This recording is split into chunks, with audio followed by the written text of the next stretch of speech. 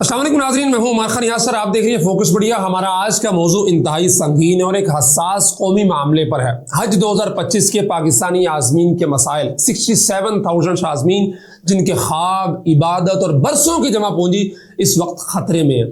और यह सिर्फ एक इंतजामी नाकामी नहीं है, बल्कि हज़ारों पाकिस्तानियों के ईमानी फरीज़े और अकीदत के साथ खिलवाड़ भी है। लेकिन इस सारी सूरत हाल को इब्तिदा से समझते हैं कि यह बहरान कहाँ से पैदा हुआ और कैसे पैदा हुआ। हज 2025 के लिए सऊदी हुकूमत ने पाकिस्तान को 1,80,000 आज़मीन का कोटा दिया था और यह कोटा मसावी तौर पे दो हिस्सों में तकसीम किया गया। 90,000 सरकारी स्कीम के तहत वजारत हज ने रिक्रूट करने थे और बाकी 90,000 प्राइवेट टूर ऑपरेटर्स के जरिए हज पे जाने थे। लेकिन बदकिस्मती से यहीं से एक गैर मुनसिफाना और बद इंतजामी की दास्तान शुरू हो जाती है। हुकूमत ने सरकारी कोटे के तहत फौरन बुकिंग शुरू कर दी और बैंकिंग के जरिए दरखास्त फार्म जमा किए, रकूम जमा कर ली। लेकिन साथ ही साथ प्राइवेट टूर ऑपरेटर्स को पाबंद कर दिया कि जब तक सरकारी भर्ती चल रही है और सरकारी तौर पर दरखास्तें आ रही है, उस वक्त तक आप जो है ना वो अपनी बुकिंग नहीं कर सकते, इवन के पैकेजेस भी अनाउंस नहीं कर सकते।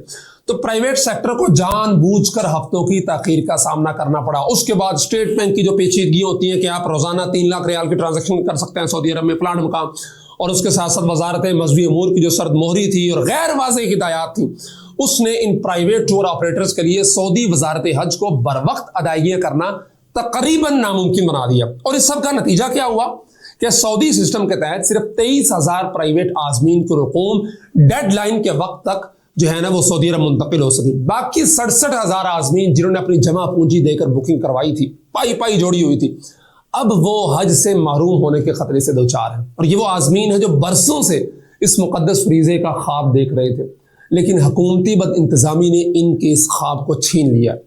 और हर कोई अब प्राइवेट टूर ऑपरेटर्स को मोर्दे इल्जाम ठहरा रहा है कि जी इनकी वजह से ये हुआ, इन्होंने ऐसे किया, फलाना मका। लेकिन हकीकत क्या है?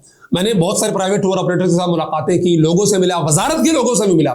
मैंने जो डीप एक अपना एनालिसिस किया उसके मुताबिक ये कि इन्होंने जो आज़मीन से रकूम वसूल की थी प्राइवेट टूर ऑपरेटर्स ने, सऊदी अरब में रहाइश, ट्रांसपोर्ट, खुराक, इन तमाम चीज़ों के एग्रीमेंट्स मुकम्मल किए।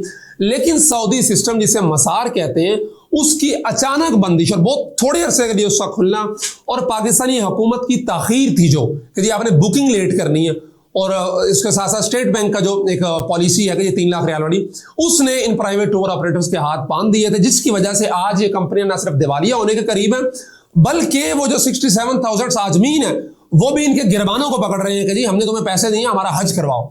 और वो भी बेचारे क्या करें, मजबूर हैं।